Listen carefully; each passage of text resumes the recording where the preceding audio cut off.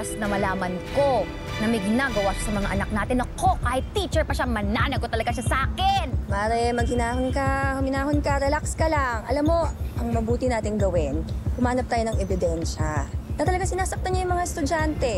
Mahirap lumaban kapag wala tayong bala. Ako bang pinag-uusapan niyong dalawa? Mga chismosa kayo? Kung wala kayong magawa sa buhay niyo, pag-usapan niyo kung paano kayo uunlad.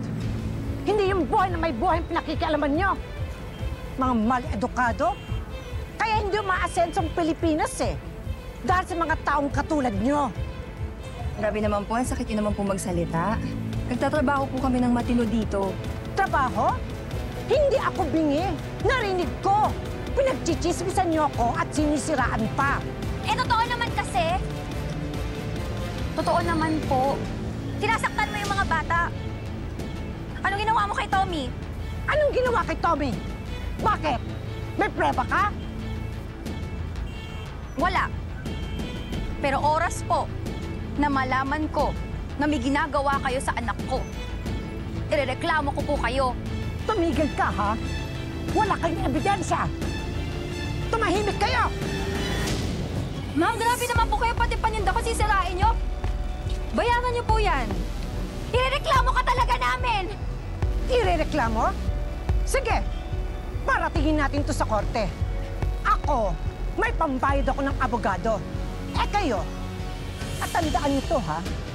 Yung kasalanang ibinibintang niyo sa akin, siguraduhin nyo na may ebidensya kayo. Kasi baka magmukha lang kayong tanga. Visit?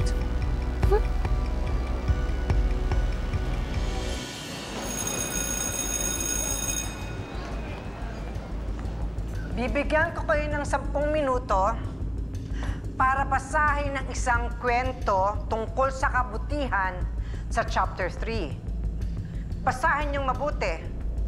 At pagkatapos, magbibigay ako ng recitation sa inyo. Naintindihan niyo?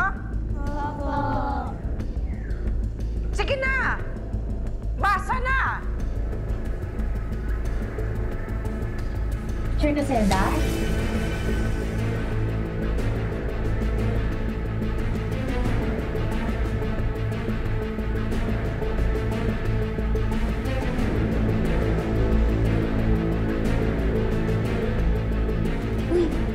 Sarah, ano handa mo mamaya sa birthday mo? Ay, punta ka ha. May lumpia at pansit. Kaso walang cake. Uy, pero masarap kaya magluto si Mama. Yay, mapaparami ang kain ko nito. Walang cake? Anong klaseng birthday party yan? Palibasa, yan lang nakayanan ng nanay mo. Kahit walang handa at walang cake, mahal na mahal pa rin ako ng nanay ko. At yung mga tunay kong kaibigan, kasama ko pa rin sila. Eh di magsama kayo ng mga kaibigan mong poor.